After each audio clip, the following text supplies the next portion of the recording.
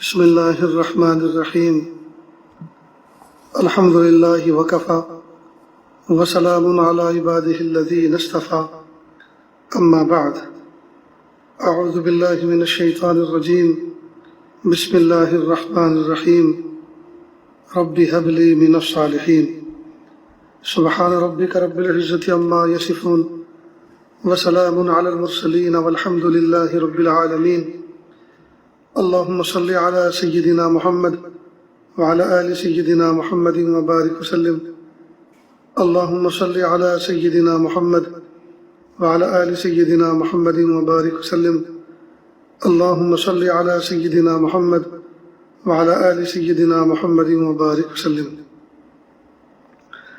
ماہ رمضان مبارک کی 25 تاریخ ہے، سن 1441 ہجری ہے۔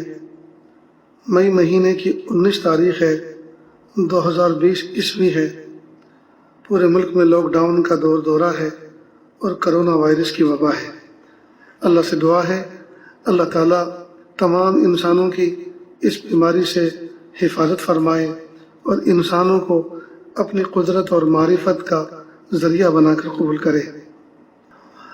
کئی روز سے یہ بات چل رہی ہے کہ بچے اللہ کی رحمت ہوتے ہیں، اللہ کی نعمت ہوتے ہیں۔ ان بچوں کو ہم کس طرح سے پروان چڑھائیں، ان کے کیا حقوق ہمارے ذمے ہیں، ہم ان کی کیسی تربیت کریں کہ وہ بچے ہمارے لیے دنیا میں پھول بن کے زندگی گزاریں اور دنیا میں بھی اور آخرت میں بھی ہمارے لیے سعادت کا اور کامیابی کا باعث بنیں۔ تو مختلف انداز سے بچوں کی تربیت ہوتی ہے۔ آج کی محفل میں یہ عنوان ہے کہ بچوں کی ایمانی تربیت کیسے کریں۔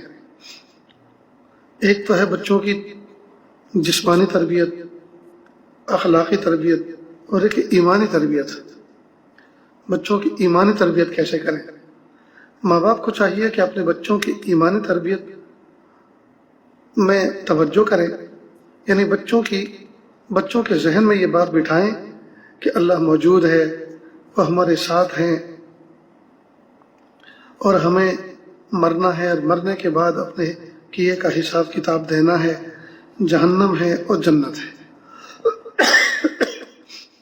اب چھوٹے سے معصوم سے بچے کو چھوٹی چھوٹی مثالوں سے جو اس کو ہے سمجھنے میں آسان ہو، بچوں کی توجہ اس طرف لے جائیں کہ اللہ دیکھ رہے ہیں، اللہ ہمارے ساتھ ہیں اور اللہ تعالیٰ ہے نافرمانی پر ناراض ہوتے ہیں، اچھے کام کرنے پر اللہ خوش ہوتے ہیں، انعام دیتے ہیں۔ اللہ تعالیٰ مرنے کے بعد جنت عطا فرمائیں گے، جنت میں نعمتیں ہیں اور وہاں ہمیشہ ہمیشہ رہنا ہے، اور جہنم بہت بری چیز ہے، جہنم بڑی بھیانک چیز ہے۔ اللہ تعالیٰ اس میں اپنے نافرمانوں کو ڈالیں گے، جو اپنے ماں باپ کی نافرمانی کرتے ہیں، جو اللہ اس کے رسول کی نافرمانی کرتے ہیں، جو نمازیں چھوڑتے ہیں، جو بڑوں کا ادب نہیں کرتے، وہ جہنم میں جائیں گے۔ اب اس طرح سے بچوں کا گویا ایمان بنائیں، اندر کا یقین بنائیں۔ اب اس سے کیا ہوگا کہ بچے کی کیفیت بنے گی، اور بار بار اس کو کہیں کہ بیٹا ہوا معکم اینما کنتم، وہ تمہارے ساتھ ہے جہاں بھی تم ہو، تم ٹوائلٹ میں ہو، واش روم میں ہو، باتھ روم میں ہو، کچن میں ہو، ڈرائنگ روم میں ہو، پلے گراؤنڈ میں ہو، کہیں بھی تم ہو، اللہ تعالیٰ تمہارے ساتھ ہے، اللہ ہر وقت تمہارے ساتھ ہے۔ تو پھر اس بچے کا یہ مزاج بنے گا کہ اللہ میرے ساتھ ہیں، لہٰذا مجھے کوئی کام ایسا نہیں کرنا جو اللہ کی ناراضگی کا سبب بنے۔ آپ نے دیکھا ہوگا بچے جب سمجھدار ہوتے ہیں اور کئی مرتبہ وہ روزہ رکھتے ہیں۔ اب مثال کے طور پر روزہ رکھنے سے ایک دن پہلے کی بات ہوتی ہے کہ بچہ اسکول جاتا ہے اور وہاں سے بھوکا آتا ہے، اور آتے کے ساتھ ہی بستہ اپنا ایک طرف اتار کے رکھتا ہے اور امی سے کہتا امی بھوک لگی ہے، کیا بنائے؟ ماں کہتی بیٹا دیکھو میرے سر میں درد ہے، دماغ پاشی مت کرو، چپ چاپ فریج کھولو، اس کے اندر میں نے سب بنا کے رکھا ہوا ہے اور دیکھ لو، کھا لو، اور برتن اٹھا کے رکھ دو دھونے میں۔ اب وہ زور سے فریج کھولتا ہے، اب اس میں سالن اس کو طبیعت کے مطابق نہیں ہوتا، اور کوئی جو چیز بنی ہوئی ہوتی وہ اس کو پسند نہیں آتی، تو فریج کا دروازہ زور سے بند کرتا ہے اور طوفانی بدتمیزی کرنا شروع کرتا ہے۔ یہ کیا پکایا ہے؟ ایسی کچھ یہ سالن ہوتا ہے، کہ کوئی کھانا ہوتا ہے، بلاؤ مجھے پیسے دو، میں چکن چائنیز لے کر آتا ہوں مثلا. پھر یہی بچہ رات کو ماں سے کہتا ہے امی مجھے روزہ رکھنا ہے، تو رات کو ماں سحری میں اٹھاتی ہے، بچہ روزہ رکھتا ہے، سحری کھاتا ہے. اب یہ اسکول جاتا ہے تو راستے میں ایک شریر بچہ اس کا ساتھی دوست اس کو کہتا ہے چاکلیٹ کھا. وہ کہتا نہیں میرا روزہ ہے. کہ کوئی دیکھ تھوڑی رہا ہے، کوئی نہیں دیکھ رہا، میں کسی سے نہیں کہوں گا لے کھا لے. تو وہ کہتا ہے کوئی نہیں دیکھ رہا لیکن اللہ تو دیکھ رہا ہے نا. تو دیکھو یہی بچہ جو کل کھانا اس کی طبیعت کے موافق اور مطابق نہ ہونے سے طوفان بدتمیزی کر رہا تھا، آج یہ روزہ رکھ کر اپنا نگراں بن گیا. گویا اس کو پتا ہے کہ میں نے روزہ رکھا ہے، میرا اللہ مجھے دیکھ رہا ہے. تو یہ جو کیفیت ہے نا جو بچے کے اندر جب پیدا ہوتی ہے کہ اللہ میرے ساتھ ہے، اللہ مجھے دیکھ رہے ہیں، تو اس کیفیت سے بہت کچھ بندے کے کام بنتے ہیں اور گناہوں سے بندہ باز آتا ہے. اس کو آپ مثال سے ایسے سمجھیں جیسے آج کل بڑے بڑے مال بنے ہوئے ہیں، شاپنگ سینٹر ہیں، تو وہاں کیمرے لگے ہوتے ہیں اور وہاں کیمرے کا فوٹو بھی ہوتا ہے اور وہاں لکھا ہوا بھی ہوتا ہے کہ آپ انڈر واچ ہیں. تو جب عورت مرد کو اگر یہ پتہ چل جائے کہ یہاں ہم انڈر واچ ہیں تو وہ کوئی ایسی حرکت نہیں کرتے جو غیر شائستہ ہو. ناک میں انگلی نہیں ڈالتے، ادھر ادھر نہیں کھجلاتے، غیر شائستہ حرکت نہیں کرتے. وہ سمجھتے ہیں کہ کوئی کنٹرول روم میں بیٹھ کر ہمیں دیکھ رہا ہے، ہماری ساری تصویریں ریکارڈ ہو رہی ہیں. تو آدمی وہاں ذرا کیئرفل رہتا ہے. تو کیمرے کے لگے ہونے کا احساس اگر آدمی کو ہو جائے تو آدمی بہت ساری غلط حرکتوں سے باز آ جاتا ہے. اگر اسی طرح ٹھیک بالکل اسی طرح بندے کو اگر اس بات کا احساس ہو جائے میرا رب مجھے دیکھ رہا ہے، میں ہر دم اللہ کی نظر میں ہوں، جی وَهُوَ مَعَكُمْ أَيْنَمَا كُنْتُمْ، اگر یہ کیفیت بندے کی ہو جائے اور وہ یہ سوچنے لگے کہ اللہ تعالیٰ فرمائے یعلم خائنۃ الأعین وما تخفی الصدور، اللہ تعالیٰ تمہاری آنکھوں کی خیانت کو بھی جانتا ہے اور تمہارے دلوں کے اندر جو کھوٹ ہے، بھید ہے، اس کو بھی پہچانتا ہے. تو پھر انسان درست چست ہو کر زندگی گزارتا ہے، پھر نافرمانی نہیں کرتا. تو جس کیفیت کے حاصل ہونے پر انسان گناہوں سے بچے، نیکی کی طرف رجوع کرے، غیر شائستہ ہونے سے اپنے آپ کو بچائے، شائستگی کا مظاہرہ کرے، با اخلاق زندگی گزارے، تو جس احساس پر آدمی کو اتنے منافع ملتے ہوں تو وہ نعمت نہیں تو اور کیا ہے. دنیا جہان کی نعمت اس کو مل جائیں گی.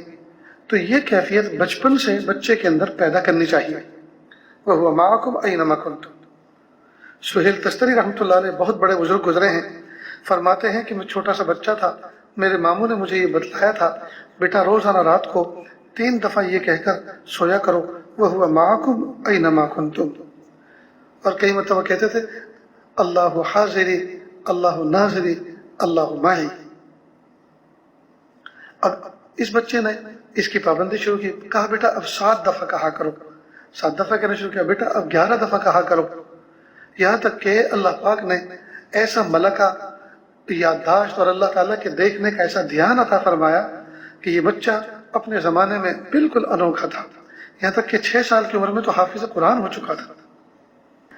اس لیے بچوں کی ایمانی تربیت میں اس چیز کا خاص خیال رکھیں کہ ہم اپنے بچوں کا ایمان، اپنے بچوں کا یقین، اپنے بچوں کی باطنی کیفیت ایسی بنائیں کہ ہر وقت وہ اس بات کو سامنے رکھ کر زندگی گزاریں کہ ہم اللہ تعالیٰ کی نگرانی میں ہیں، اللہ تعالیٰ کی نظر میں ہیں.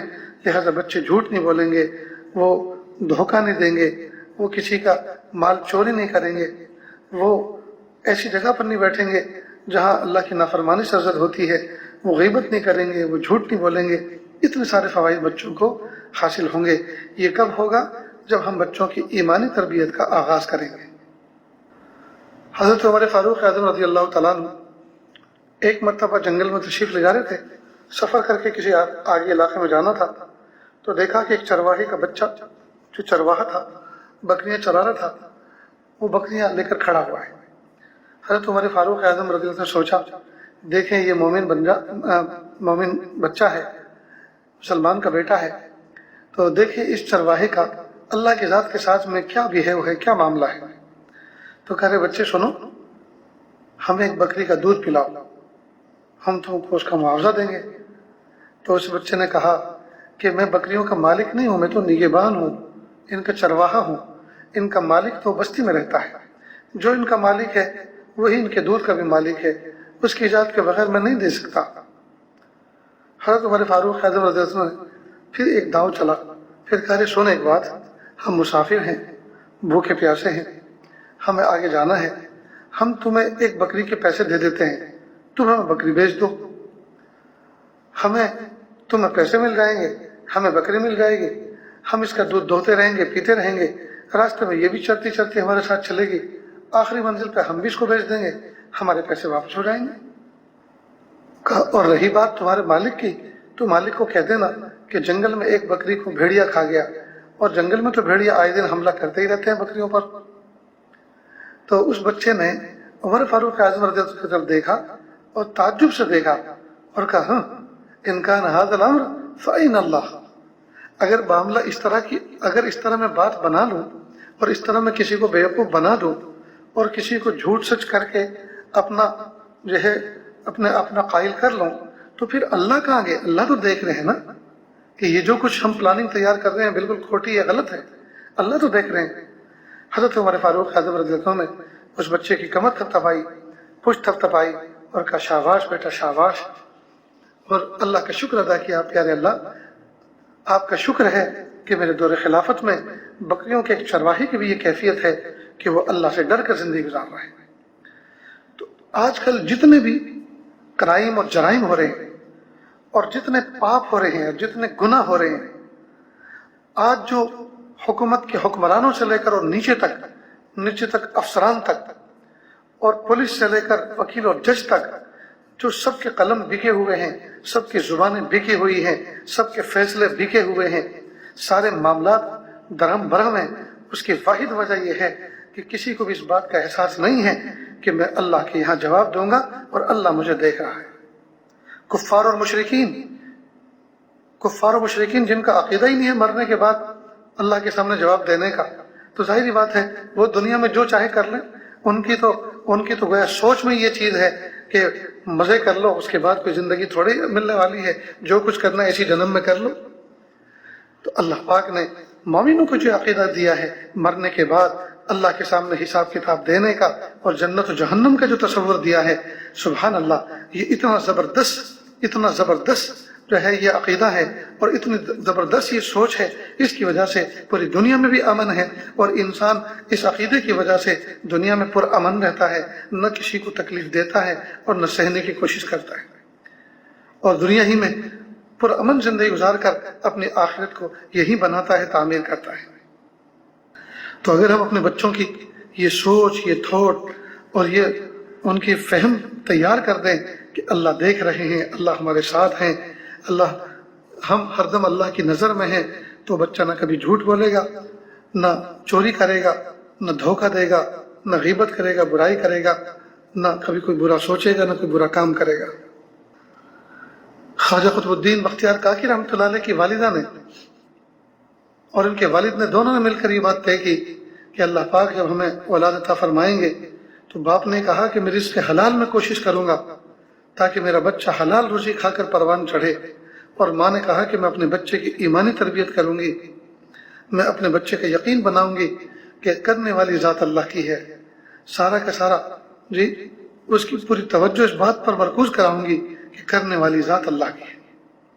اللہ کی شان، جب یہ بچہ تھوڑا سا بڑا ہوا، تھوڑا سمجھدار ہوا، کچھ الفاظ زبان سے بولنے لگا، تو اس کی والدہ اس بچے کو لے کر کسی گھر میں گئی جہاں بچوں کو پڑھایا جاتا تھا، چھوٹے چھوٹے بچوں کو لے کر ان کو دین کی سمجھ بوجھ دی جاتی تھی، قاعدہ پڑھایا جاتا تھا، وہاں لے کر گئی اور اس کو پڑھنے والے بچوں کے ساتھ شامل کر دیا، اور اسی دن سے ماں نے پلان بنایا کہ میں بچے کے سامنے کھانا نہیں بناؤں گی، کھانا بنا کے میں کہیں نہ کہیں مختلف جگہوں پر روزانہ رکھ دوں گی، جب بچہ کہے گا امی بھوک لگی ہے، مجھے کھانا چاہیے، تو میں اس کو کہوں گی کہ بیٹا ہم اللہ کے محتاج اور فقیر بندے ہیں، ہم خود اللہ سے بھیک مانگ کے کھاتے ہیں، ہم تمہیں کیسے کھلا سکتے ہیں، تم بھی اللہ تعالیٰ سے مانگو۔ پھر اس کو مانگنے کا طریقہ بتلاؤں گی، مصلی اس کے لیے بچھاؤں گی، پھر اس کو بٹھاؤں گی، پھر ننھے ہاتھ اس کے بلند ہوں گے، ہاتھوں کا پیالہ بنا کر وہ اللہ سے بھیک مانگے گا، اللہ جی بھوک لگ رہی ہے کھانا دے دو، چند جملے جو وہ کہے گا، پھر کہوں گی بیٹا بس ان ہاتھوں کو اپنے چہرے پہ پھرا لو، اللہ غفور رحیم ہے، اللہ بہت کریم ہے، اب تلاش کرو، اللہ نے کہیں کھانا بھیج دیا ہوگا۔ اب وہ بچہ تلاش کرتا تو وہ تھوڑی سی جستجو میں اس کو کھانا مل جاتا، اور روزانہ الگ الگ جگہ پہ کھانا چھپا کے رکھتی، اس طرح سے بچے کی تربیت کرتی۔ پھر جب بچہ کھانے کے لیے بیٹھتا تو ماں اس کے ہاتھ دھلاتی، دسترخوان بچھاتی، پھر بچہ بسم اللہ کہہ کے کھانا کھاتا ماں کے کہنے پر۔ پھر ماں پوچھتی بیٹا کیسا ہے کھانا؟ کہتا امی بہت اچھا۔ بیٹا بہت اچھا کھانا کون دیتا ہے؟ کہ اللہ۔ تو ماں کوئی نہ کوئی ایسا سوال کرتی جس سوال کا جواب اللہ بنتا۔ اللہ کی شان، ایک روز والدہ ان کی وہ کہیں پڑوس میں بات کرنے کے لیے کسی سہیلی سے ملاقات کے لیے گئی ہوئی تھی، اور بات کچھ ایسی نان اسٹاپ چلی کہ ٹائم اوور ہو گیا، بات لمبی نکل گئی۔ اب جب ان کی توجہ وقت کی طرف گئی تو کہا ہائے، تو پڑوسن میں سہیلی نے کہا کیا بات ہے، کوئی تکلیف ہے؟ کہا کہ میرے بچے کے گھر آنے کا وقت ہو چکا اور زائد وقت ہو چکا، اور میں یہاں بیٹھی ہوں اور کھانا پکا کے تو میں نے چھپایا بھی نہیں ہے۔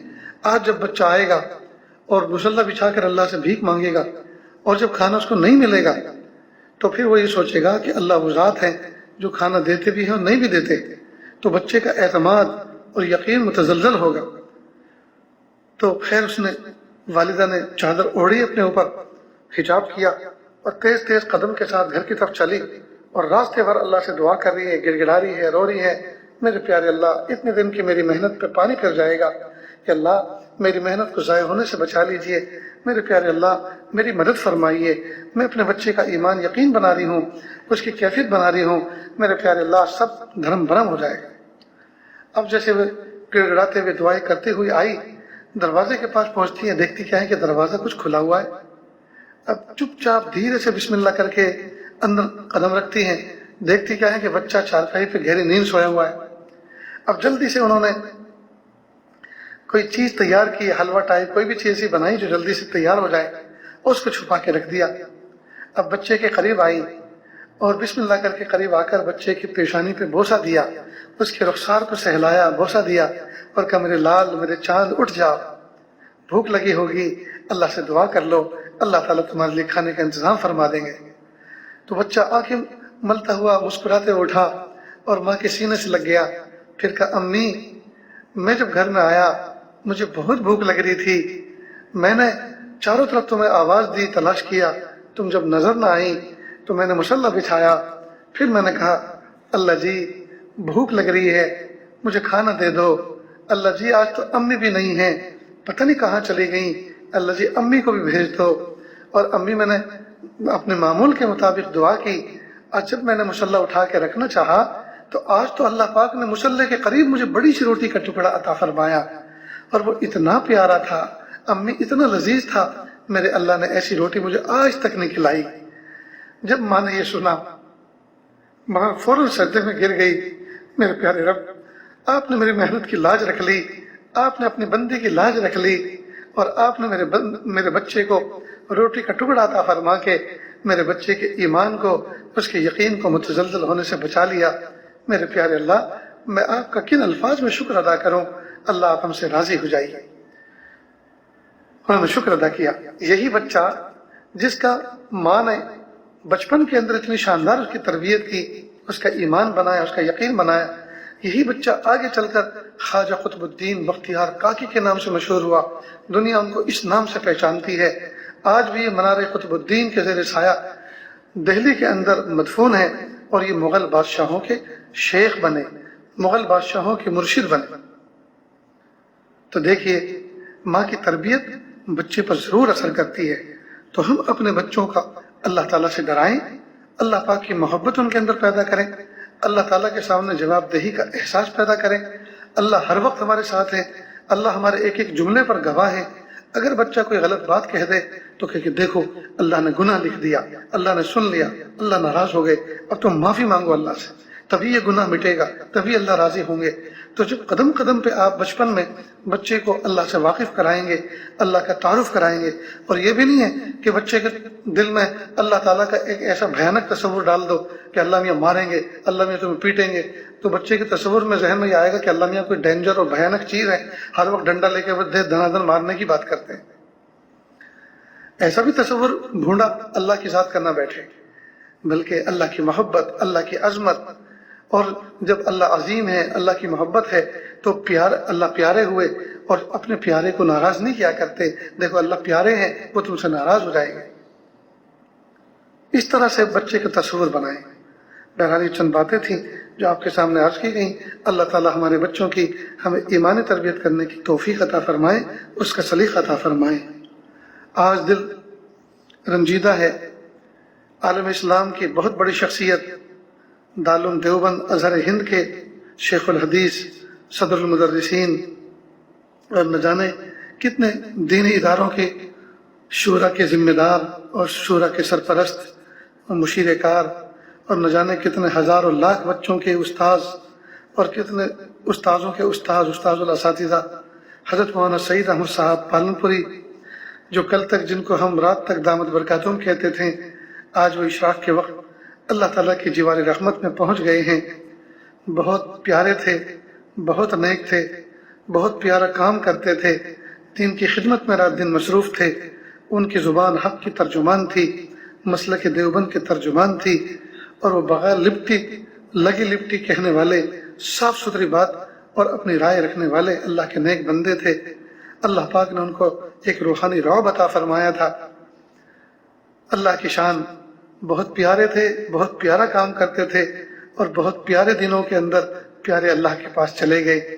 یقیناً ہمیں غم تو ہے ان کے جدا ہونے کا، لیکن جس منزل پہ وہ پہنچے ہیں ہمیں بھی پہنچنا ہے. بس فکر اس بات کی ہے کہ جو جا رہا ہے بہت اچھا جا رہا ہے. ہم جب جائیں گے کس حال میں جائیں گے؟ اللہ تعالیٰ ہمیں بھی شان کے ساتھ اور اچھے اعمال کے ساتھ اور کامل مغفرت کے ساتھ اللہ پاک اپنے پاس آنے والا بنائے. ان کے جتنے پسماندگان ہیں ان کے لیے ہم صبر جمیل کی دعا کرتے ہیں، ان کی تعزیت کرتے ہیں. اور بجائے تعزیت کرنے کے ہم ان کی کیا تعزیت کریں؟ پوری امت تعزیت کی اس وقت محتاج ہے. بلکہ یہ عاجز تو ان سب کو مبارکباد پیش کرتا ہے کہ اللہ پاک نے ان کے والدین، ان کے سرپرست کو رمضان مبارک کے مہینے میں مبارک عشرے کے اندر اللہ پاک نے اپنے پاس بلایا ہے. اللہ رب العزت مرحوم کی مغفرت فرمائے، درجات بلند فرمائے، کروٹ کروٹ جنت فردوس میں اعلیٰ مقام عطا فرمائے، بال بال مغفرت فرمائے. اور مادر عیبی دارالعلوم دیوبند کو اللہ تعالیٰ ان کا سچا جانشین عطا فرمائے، ان کا نعم البدل عطا فرمائے. نعم البدل تو بہت دور کی بات ہے، صرف بدل مل جائے وہ بھی غنیمت ہے. اور اللہ کے نیک بندے جب اس طرح کے دنیا سے کوچ کرتے ہیں، حقیقت میں ان کا وجود دنیا والوں کے لیے وقایہ کی مانند ہوتا ہے. جس طرح آدمی سر کے اوپر چھتری رکھتا ہے تو چھتری سے نیچے دھوپ نہیں آ پاتی، اوپر سے بارش کی وجہ سے بھیگ نہیں پاتا، تو چھتری وقایہ ہوتی ہے. اس طرح اللہ والوں کا وجود دنیا والوں کے لیے آسمانی مصائب کے لیے وقایہ ہوتا ہے، یا آسمانی مصائب کو نیچے نہیں اترنے دیتا. اور جب یہ واسطہ اور یہ وقایہ ختم ہوتا ہے تو اللہ تعالیٰ کی مصائب نزول کرتی ہیں. اس لیے ہم اللہ سے بھیک مانگتے ہیں، دعا کرتے ہیں، میرے پیارے اللہ ہم ناپے تولے جانے کے قابل نہیں ہیں، اللہ عافیت کے ساتھ امت کی حفاظت فرمائیے. اور کئی مرتبہ جب ایسے نیک لوگ چلے جاتے ہیں تو پیچھے والوں میں بہت سے اختلافات ہوتے ہیں، بہت سے مفاد پرست لوگ جو ہیں جھگڑتے ہیں، اور نہ جانے کیا کیا فتنے آتے ہیں. اللہ تعالیٰ سے دعا ہے اللہ تعالیٰ دارالعلوم کی اور وہاں کی شورا کی اور پوری اساتذہ کی جماعت کی، جمعیت کی اللہ پاک پوری حفاظت فرمائے، اور خوش اسلوبی کے ساتھ ان کی جگہ اللہ رب العزت بہترین انتخاب فرمائے جو دارالعلوم کے لیے بھی خیر کا باعث بنے، طلبہ کے لیے بھی اور پوری امت کے لیے بھی. اللہ تعالیٰ سے دعا ہے اللہ رب العزت مرحوم کی مغفرت فرمائے اور اعلیٰ مقام عطا فرمائے. وآخر دعوانا الحمدللہ رب العالمین. بسم اللہ الرحمن الرحیم. اللہم صلی علی سیدنا محمد وعلی آل سیدنا محمد مبارک وسلم. لا احصی ثناء علیک انت کما اثنیت علی نفسک رب اغفر ورحم وانت خیر الراحمین. حسبی اللہ لا الہ الا ہو علیہ توکلت ہو رب العرش العظیم. پیارے اللہ ہم ظاہر میں آپ کے بندے اور بندیاں ہیں، حقیقت میں نہایت گندے ہیں. اللہ ہمارے دلوں کی گندگی کو دور فرما، ہمیں اپنی بندگی کا سلیقہ عطا فرما، شرمندگی والے کاموں سے ہماری حفاظت فرما. برے دن سے، بری بات سے، بری رات سے، برے انجام سے ہماری حفاظت فرما، سوء خاتمہ سے ہماری حفاظت فرما۔ اللہ ہم سب کو ایسا بنا دیجئے ہم آپ کو پسند آ جائیں۔ صلی اللہ تعالیٰ علی خیر خلقہ محمد و آلہ و صحبہ اجمعین برحمتک یا ارحم الراحمین۔